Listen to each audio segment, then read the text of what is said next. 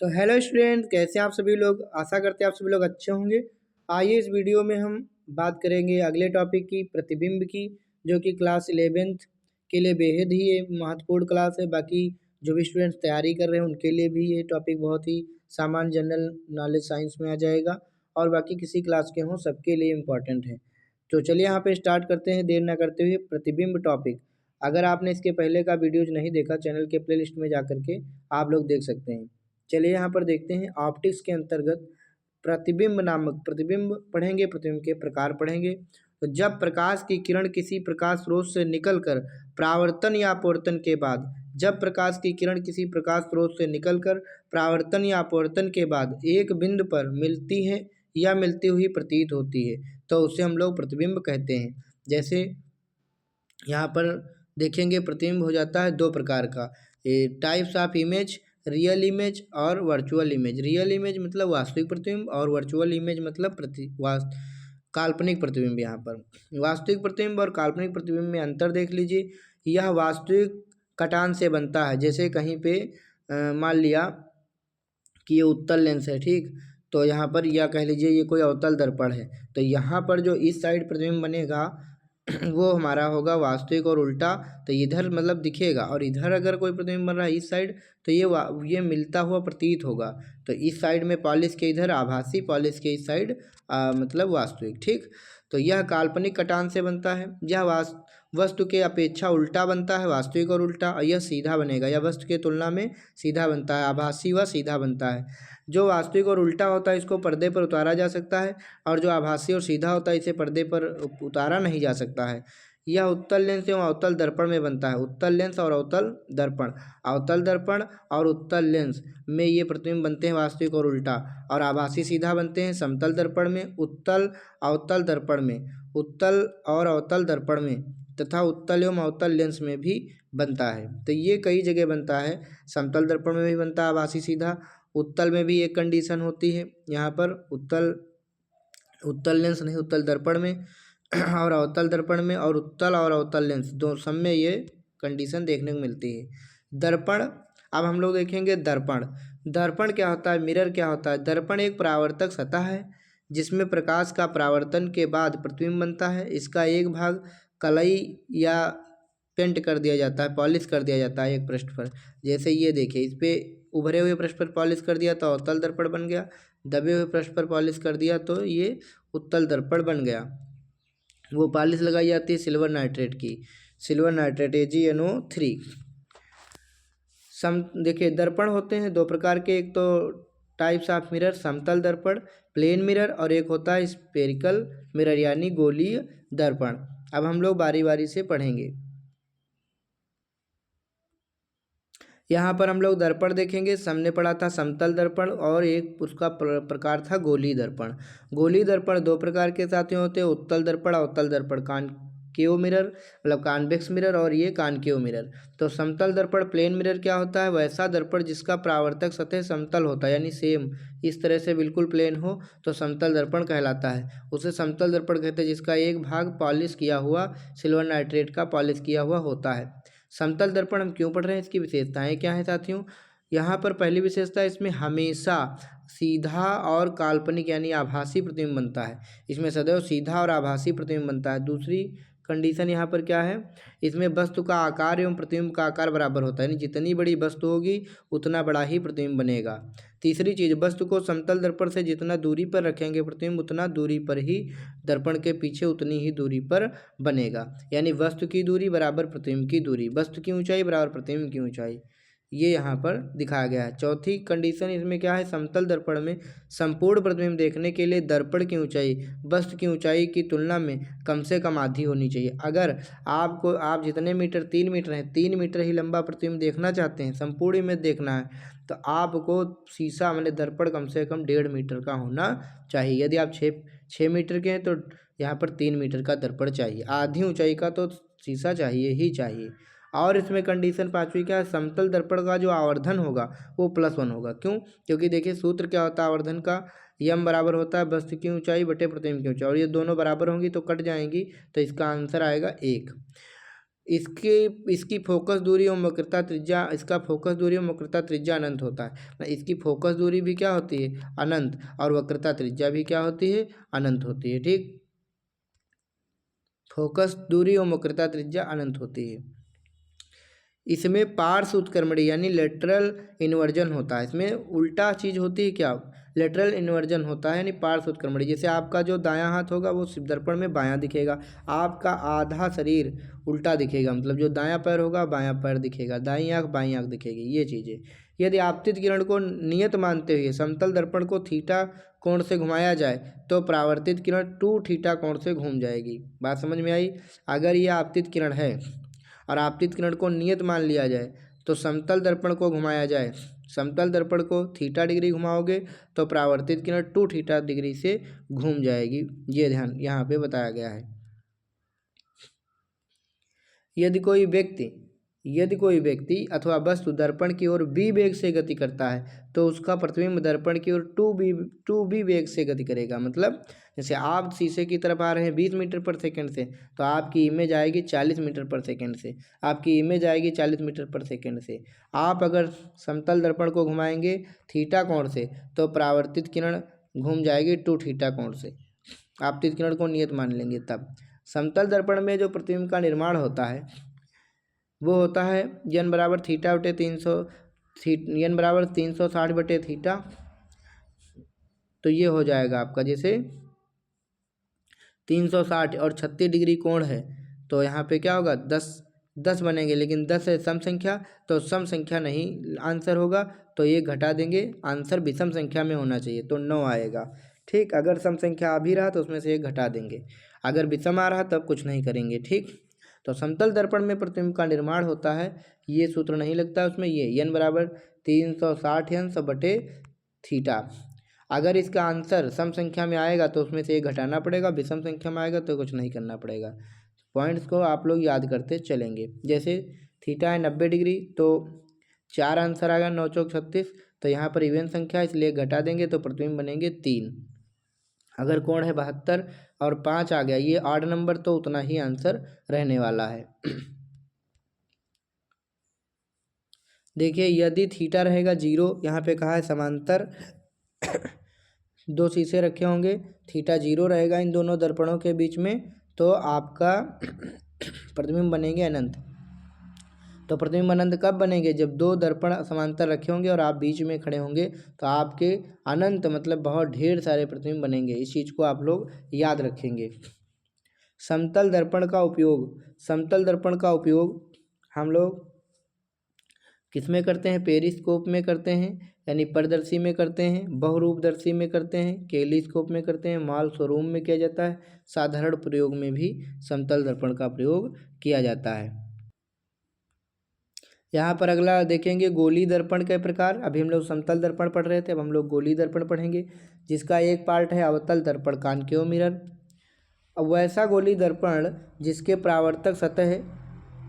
परावर्तक सतह दबा हुआ होता है और उभरे हुए पृष्ठ पर पॉलिश कर देते हैं, अवतल दर्पण कहलाता है। इसमें प्रतिबिंब का निर्माण काल्पनिक एवं वास्तविक दोनों होता है। अवतल दर्पण में क्या होता है कि 5 बनते हैं वास्तविक उल्टा प्रतिबिंब, 1 बनता है आभासी सीधा, तो इसलिए हम कह सकते हैं कि वास्तविक और काल्पनिक दोनों तरह के प्रतिबिंब इसमें बनते हैं। अवतल दर्पण का उपयोग कान, नाक, दांत, गला एवं आँख के डॉक्टरों के द्वारा, ENT के डॉक्टरों के द्वारा जो है इसका उपयोग किया जाता है। इसी से क्या करते हैं, बड़ा प्रतिबिंब देखते हैं। जैसे दांत देखना होता है तो इसमें छोटा दांत बड़ा दांत दिखता है। शेविंग, दाढ़ी बनाने वाले दर्पण में, गाड़ी के हेडलाइट में, अग्रदीप में, इसमें बाल बड़े बड़े दिखते हैं। इसमें गाड़ी के हेडलाइट में जो है हम लोग लगाते हैं जिससे प्रकाश फैलता है, सर्च लाइट के परावर्तक सतह के रूप में। इसका प्रयोग सौर कुकर और सौर भट्ठी में, लेजर लाइट में, यहाँ सब जगह प्रयोग करते हैं। नोट, अवतल दर्पण को अभिसारी दर्पण कहते हैं। अवतल दर्पण को अभिसारी दर्पण कहते हैं, कन्वर्जिंग मिरर इसको कहते हैं, अभिसारी दर्पण कहते हैं। अवतल दर्पण क्या करता है, प्रकाश किरणों को एक जगह पर फोकसित करता है, इसलिए अवतल दर्पण को कहते हैं अभिसारी। अवतल दर्पण, उत्तल लेंस, एक साथ याद कर लीजिए। उत्तल दर्पण वैसा गोली दर्पण जिसके दबे हुए पृष्ठ पर क्या कर देते हैं, पॉलिश कर देते हैं और परावर्तन उभरे हुए तल से होता है, इसको हम लोग उत्तल दर्पण कहते हैं। इसमें वस्तु के प्रतिबिंब काल्पनिक और सीधा यानी सदैव आभासी और सीधा बनता है। इसको ध्यान रखेंगे। इसमें बनता है आभासी और सीधा। अब हम लोग देखेंगे उत्तल दर्पण के उपयोग। उत्तल दर्पण के उपयोग गाड़ी के पक्षदर्शी दर्पण के रूप में, साइड मिरर के रूप में, स्ट्रीट लाइन में, गली की लाइट लगाने में, दीर्घ दृष्टि क्षेत्र प्राप्त करने के लिए, सोडियम लैंप में। उत्तल दर्पण को अपसारी दर्पण भी कहते हैं। उत्तल दर्पण अवतल लेंस, ये क्या करता है, प्रकाश किरणों को जो है फैलाता है, प्रकाश किरणों को क्या करता है, फैलाता है। अब हम लोग यहाँ पर देखेंगे गोली दर्पण में प्रतिबिंब का निर्माण। गोली दर्पण में प्रतिबिंब का निर्माण, जैसे कि हमारे पास में दो दर्पण चल रहे हैं, उत्तल दर्पण अवतल दर्पण। तो यहाँ पर पहले अवतल दर्पण का दिखाया गया कि जो मुख्य अक्ष के समांतर प्रकाश किरण आती है वो मुख्य फोकस से होकर जाती है। दूसरा, यदि मुख्य फोकस से आएगी तो मुख्य अक्ष के समांतर हो जाएगी। पहला, मुख्य अक्ष के समांतर आएगी तो मुख्य फोकस से जाएगी, अगर मुख्य फोकस से आएगी तो मुख्य अक्ष के समांतर जाएगी। तीसरा, वक्रता केंद्र से आएगी तो वक्रता केंद्र पर ही वापस लौट जाएगी। चौथा, अगर ध्रुव पे आएगी तो यहाँ पर जितने कोण पे आएगी उतने कोण पे चली जाएगी। तो 4 कंडीशन यहाँ पर याद रखेंगे। अवतल दर्पण में प्रतिबिंब का बनना। केस फर्स्ट, जब वस्तु अवतल दर्पण के सामने अनंत पर रखी हो। जब वस्तु अनंत पर होगी तो प्रतिबिंब फोकस पर बनेगा। देखो, मुख्य अक्ष से आएगी तो फोकस से जाएगी, तो प्रतिबिंब पर मतलब यहाँ बनेगा फोकस पर और बहुत छोटा बनेगा, बिंदु के आकार का बनेगा, वास्तविक और उल्टा बनेगा। तब उसका प्रतिबिंब अवतल दर्पण के सामने वास्तविक और उल्टा वस्तु से बहुत छोटा मुख्य फोकस पर बनता है। दूसरा केस, जब वस्तु अवतल दर्पण के सामने अनंत और वक्रता केंद्र के यहाँ पर बीच में हो, तो यहाँ पर प्रतिबिंब भी ध्रुव। जब वस्तु अवतल दर्पण के सामने अनंत और वक्रता केंद्र के बीच में होगी तो प्रतिबिंब भी कहाँ बनेगा, ध्रुव और फोकस के बीच बनेगा। ये गलत डायग्राम है यहाँ पर। तब उसका प्रतिबिंब दर्पण के सामने, ये गलत है यहाँ पे, तो ध्रुव व फोकस के बीच बनेगा। देखिए, जैसे जैसे आप दर्पण की तरफ बढ़ेंगे प्रतिबिंब भी धीरे धीरे, हाँ सही है भैया, यहाँ पे सॉरी, यहाँ पे देखेंगे सही है बिल्कुल। पहले तो कहाँ बना था, फोकस पे बना था, तो आप थोड़ा इसके आगे बढ़ेगा, यहाँ पर बनेगा, बिल्कुल सही है। यहाँ पर लिखा है, जब वस्तु अवतल दर्पण के सामने अनंत और वक्रता केंद्र के बीच स्थित हो, अनंत और वक्रता केंद्र के बीच होगी तो प्रतिबिंब जितना आप इधर बढ़ेंगे प्रतिबिंब इधर बढ़ेगा। तो देखिए, पहले आप अनंत पर थे तो प्रतिबिंब फोकस पर बना था, अब आप अनंत से थोड़ा आगे बढ़े, बीच में आ गए, तो ये प्रतिबिंब भी थोड़ा इधर को बढ़ेगा और बीच में आ जाएगा। तब उसका प्रतिबिंब दर्पण के सामने वक्रता केंद्र और फोकस के बीच में यहाँ पर वास्तविक उल्टा तथा वस्तु से छोटा बनेगा। तीसरी कंडीशन, जब वस्तु वक्रता केंद्र पर आ जाएगी, यही एक कंडीशन है, जब वक्रता केंद्र पर आ गई, पहले देखो यहाँ अनंत पर थी, 1 नंबर, दूसरा बीच में आ गई, तीसरा वक्रता केंद्र पर आ गया, तो इधर भी पहले फोकस पर बना था फिर बीच में बना, अब यहाँ भी तीसरी कंडीशन बीच में ही आ जाएगी। तो यहाँ वक्रता केंद्र पर बनेगा, तब उसका प्रतिबिंब दर्पण के सामने वक्रता केंद्र पर वास्तविक उल्टा और वस्तु के बराबर आकार का बनेगा। चौथी कंडीशन यहाँ पर अभी देखेंगे। चौथी कंडीशन यहाँ पर देखेंगे, जब वस्तु अवतल दर्पण के सामने वक्रता केंद्र और फोकस के बीच में रखी हो। तो यहाँ पर देखेंगे, अब हम लोग इस यहाँ से थोड़ा आगे बढ़े हैं इस साइड को, तो प्रतिबिंब हमारा इस साइड को बढ़ेगा। जैसे हमने वक्रता केंद्र से थोड़ा आगे मतलब बढ़े, वक्रता केंद्र और फोकस के बीच वस्तु रख दी तो प्रतिबिंब भी इस साइड को बढ़ गया, इसके बीच आ गया, मतलब अनंत और वक्रता केंद्र के बीच आ गया। तो जो मुख्य अक्ष के समांतर जाएगी मुख्य फोकस से निकल गई और एक यहाँ से निकाल दिया वक्रता केंद्र से, तो ये यहीं पर प्रतिबिंब बन गया। तब उसका प्रतिबिंब दर्पण के सामने अनंत और वक्रता केंद्र के बीच में वास्तविक उल्टा और वस्तु से बड़ा बनता है। अब प्रतिबिंब बड़ा बनने लगेगा जब वस्तु फोकस पर स्थित होगी यहाँ पर, तो प्रतिबिंब अनंत पर बनेगा यहाँ पर। तब उसका प्रतिबिंब दर्पण के सामने अनंत पर वास्तविक उल्टा और वस्तु से बहुत बड़ा बनेगा। जब वस्तु फोकस और ध्रुव के बीच स्थित हो, फोकस और ध्रुव के बीच यहाँ पे ले आओगे छठी स्थिति, तो प्रतिबिंब इस साइड निकल जाएगा। यहाँ पर जो है एक कंडीशन, जब मुख्य अक्ष के समांतर आएगी मुख्य फोकस से जाएगी, इसको इधर बढ़ाएंगे और एक वक्रता केंद्र से उधर बढ़ाएंगे तो यहाँ पर मिलेगी, यहाँ पे तो फैलती जाएंगी, मिलेंगी नहीं, तो इस साइड बनेगा आभासी सीधा। यहाँ पर दर्पण के पीछे आभासी सीधा वस्तु से बड़ा बनेगा। अब ये 6 कंडीशन खत्म हो गई। अब एक बार शॉर्ट में इनको देख लेंगे, देखेंगे 5 इधर बन रही और एक कंडीशन इधर बन रही है। इधर वास्तविक और यहाँ पर इधर वास्तविक उल्टा और इधर आभासी व सीधा। यहाँ पर कहा गया, जब अनंत पर वस्तु होती है तो प्रतिबिंब फोकस पर बनता है, जब अनंत और वक्रता केंद्र के बीच आती है तो वक्रता केंद्र और फोकस के बीच बनता है, जब सेंटर पे होती है, एक मिनट, तो सेंटर पर ही बनता है। जब सेंटर और फोकस के बीच होती है तो अनंत और वक्रता केंद्र के बीच हो जाती है। और यहाँ पर जब बताया गया जब फोकस पर होगी तो प्रतिबिंब अनंत पर बनेगा, और जब फोकस और ध्रुव के बीच होगी तो दर्पण के पीछे आभासी बनेगा। अब उत्तल दर्पण में प्रतिबिंब बनेंगे। उत्तल दर्पण में केवल दो कंडीशन होती हैं, एक तो जब वस्तु अनंत पर स्थित हो, और एक तो ध्रुव और अनंत के बीच कहीं रखी हो। तो पहली कंडीशन जब वस्तु अनंत पर स्थित होगी तो प्रतिबिंब कहाँ बनेगा, यहाँ पर बनेगा आभासी सीधा और बिंदु के आकार का। तब उसका प्रतिबिंब दर्पण के पीछे मुख्य फोकस पर आभासी सीधा और वस्तु से बहुत छोटा बनेगा, पहली कंडीशन। दूसरी कंडीशन, ये लास्ट कंडीशन है, जब वस्तु उत्तल दर्पण के सामने ध्रुव एवं अनंत के बीच कहीं पर भी स्थित हो तब उसका प्रतिबिंब दर्पण के पीछे ही बनेगा। और कहाँ बनेगा, फोकस एवं ध्रुव के बीच, फोकस और ध्रुव के बीच इतने में ही प्रतिबिंब बनेगा, सीधा और वस्तु से बहुत छोटा बनेगा। तो दोनों कंडीशन यहाँ पर हो गई हैं। अब हम लोग देखेंगे गोलीय दर्पण में फोकस दूरी और वक्रता त्रिज्या का संबंध। तो F बराबर R/2 होता है, याद रखेंगे R बराबर 2F होता है। देखिए ये हो गई फोकस दूरी, ये हो गई वक्रता त्रिज्या। जैसे आपको दिया गया है कि वक्रता त्रिज्या 16 सेंटीमीटर है, आपसे कहा गया फोकस दूरी निकालिए, तो सूत्र क्या होता है, F बराबर R/2, यानी 16 का आधा कर दीजिए 8 सेंटीमीटर, राइट आंसर आ जाएगा। अब यहाँ पर देखेंगे चिन्ह परिपाटी, साइन कन्वेंशन, यहाँ पर चिन्ह परिपाटी देखेंगे। तो चिन्ह परिपाटी में क्या, जैसे अवतल दर्पण लिया गया यहाँ पर है, तो प्लस पालिश जिधर लगी उधर प्लस होता है, जिधर पालिश नहीं होती उधर माइनस होता। ऊपर की तरफ प्लस होता है, लिया जाता है लाइन के, और लाइन के नीचे जो उसको माइनस में लिया जाता है। दूरियां भी उधर की तरफ प्लस में, इधर की तरफ माइनस में। आपतित किरण की दिशा में मापी गई सभी दूरियां धनात्मक होती हैं, इधर से जो आएगी किरण वो आपतित किरण होगी। आपतित किरण की विपरीत दिशा में मापी गई सभी दूरियां धनात्मक होती हैं। आपतित किरण की दिशा में मापी गई सभी दूरियां धनात्मक होती हैं। एक मिनट, आपतित किरण की दिशा में मापी गई सभी दूरियां धनात्मक होती है, आपतित किरण की विपरीत दिशा में मापी गई सभी दूरियां ऋणात्मक होती हैं। अच्छा, ये चीज़ मेरे समझ में नहीं आई, ये मैं आपको बता रहा हूँ। इस साइड की सभी दूरियां किधर, मतलब दूरियां नापी जाएंगी काहे में, नेगेटिव में, और इस साइड की पॉजिटिव में, इसे याद रखना। ठीक, कह रहा मुख्य अक्ष के ऊपर की ओर मापी गई सभी दूरियां धनात्मक होती है, बिल्कुल सही। लाइन के ऊपर मापोगे तो प्लस में, लाइन के नीचे जाओगे तो माइनस में होता है, यही बात इसमें बताई गई है।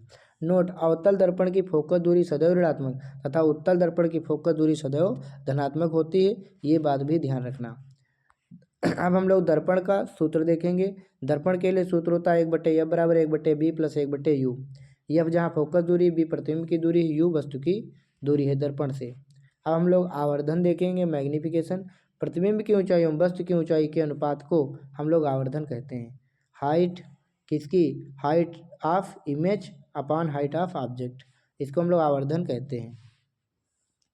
अगर आवर्धन का आंसर प्लस में आएगा, प्लस में आएगा, इसका मतलब प्रतिबिंब कैसा है, आभासी बनेगा। यहाँ पे अगर माइनस में आएगा तो प्रतिबिंब वास्तविक और उल्टा बनेगा, वहाँ आभासी और सीधा बनेगा। यहाँ पर देखेंगे नेक्स्ट, प्रकाश का अपवर्तन। यहाँ पर देखेंगे प्रकाश का अपवर्तन जो है ये माध्यम पर निर्भर करता है। प्रकाश का अपवर्तन किस पर निर्भर करता है, माध्यम पर निर्भर करता है।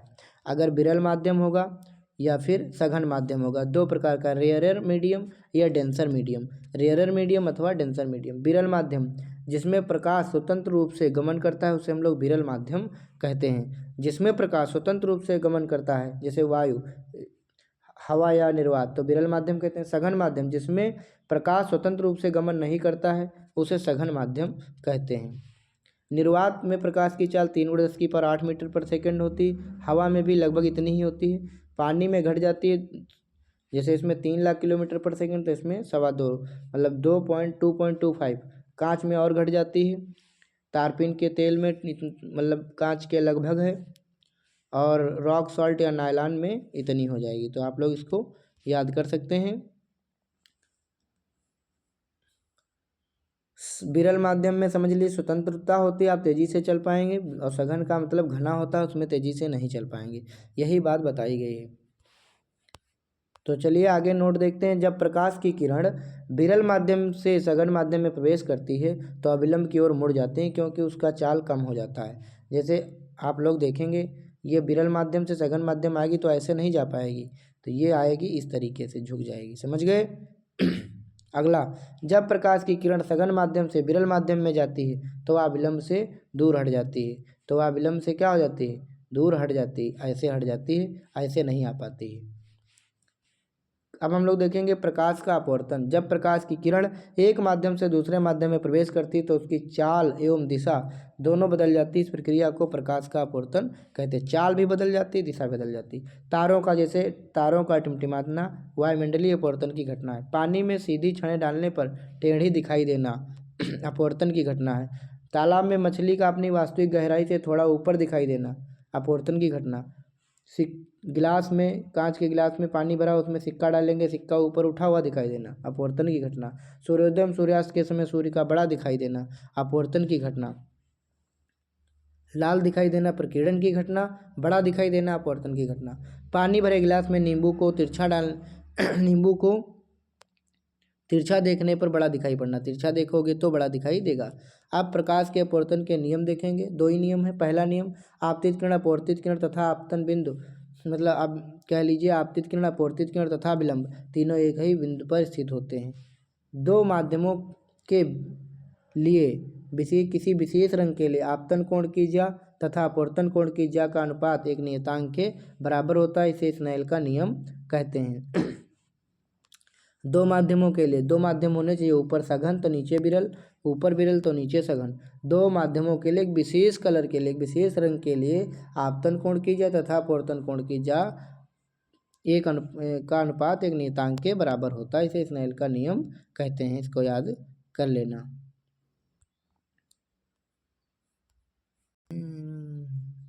अब हम लोग देखेंगे नेक्स्ट टॉपिक भैया, लेंस।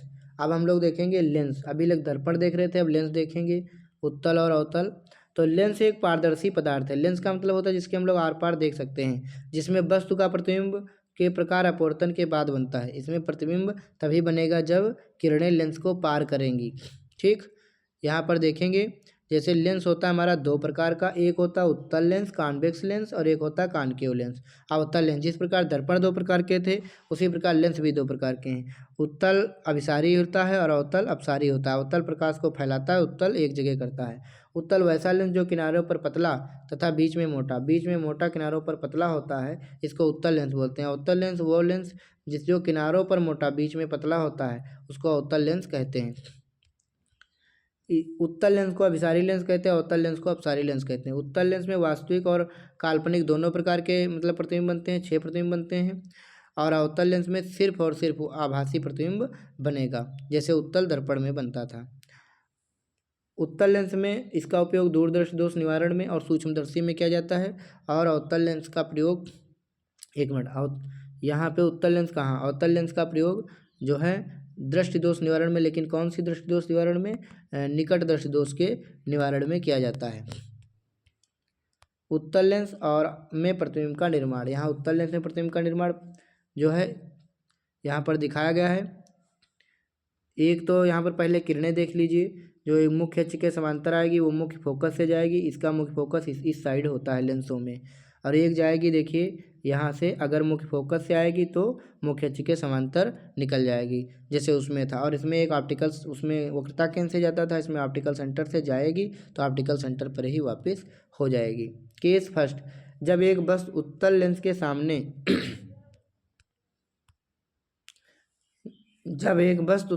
सामने अनंत पर स्थित हो, तो अनंत पर होगी तो प्रतिबिंब फोकस पर बनेगा। तब उसका प्रतिबिंब लेंस के दूसरी तरफ मुख्य फोकस पर वास्तविक उल्टा और वस्तु से बहुत छोटा बनेगा। केस फर्स्ट हमारा हो गया, तब प्रतिबिंब उसका लेंस के दूसरी तरफ मुख्य फोकस पर वास्तविक उल्टा और वस्तु से बहुत छोटा बनेगा। यहाँ पर फिर से देखते हैं क्वेश्चन नंबर 2, जब वस्तु अनंत और 2f1 के, यहाँ अनंत और 2f1 के बीच में होगी तो प्रतिबिंब किधर बनेगा? तब प्रतिबिंब आगे जितना आप लेंस की तरफ बढ़ते रहोगे प्रतिबिंब उतना दूर जाता रहेगा। तब उसका प्रतिबिंब लेंस के दूसरी तरफ f2 और 2f2 के बीच में बनेगा, वास्तविक उल्टा और वस्तु से छोटा बनेगा। यहाँ पर वास्तविक उल्टा और वस्तु से छोटा बनेगा। केस नंबर 3, जब वस्तु को वास्तविक केंद्र वक्रता केंद्र पर रखा जाएगा यानी 2f1 पर रखा जाएगा, तब उसका प्रतिबिंब लेंस के दूसरी तरफ 2f2 पर वास्तविक उल्टा और वस्तु के बराबर आकार का बनेगा। तीसरी कंडीशन, जब वस्तु 2f1 और f1 के बीच में स्थित होगी तो प्रतिबिंब भी इधर 2f1 और अनंत के बीच में यहाँ पर चला जाएगा और वास्तविक उल्टा और वस्तु से बड़ा बनेगा। पांचवी कंडीशन, जब वस्तु f1 पर स्थित हो, जब वस्तु f1 पर स्थित होगी तो प्रतिबिंब कहाँ चला जाएगा, तब उसका प्रतिबिंब अनंत पर वास्तविक उल्टा और वस्तु से बहुत बड़ा बनेगा। तो प्रतिबिंब कहाँ बनेगा, अनंत पर बनेगा कहीं जा कर के, लेकिन वास्तविक उल्टा और वस्तु से बहुत बड़ा बनेगा। और छठी कंडीशन, जब वस्तु प्रकाशिक केंद्र एवं f1 के बीच में यहाँ रखी जाएगी तब प्रतिबिंब वो लेंस की ओर बनेगा, मतलब इस साइड बनेगा। और कैसा बनेगा, वस्तु से बड़ा, आभासी एवं सीधा बनेगा। आभासी सीधा एक कंडीशन बनेगा, 5 कंडीशन वास्तविक उल्टा बनेगा। इस चीज़ को ध्यान रखेंगे। तो स्टूडेंट्स, इस वीडियो में हम इतना ही टॉपिक कवर करेंगे।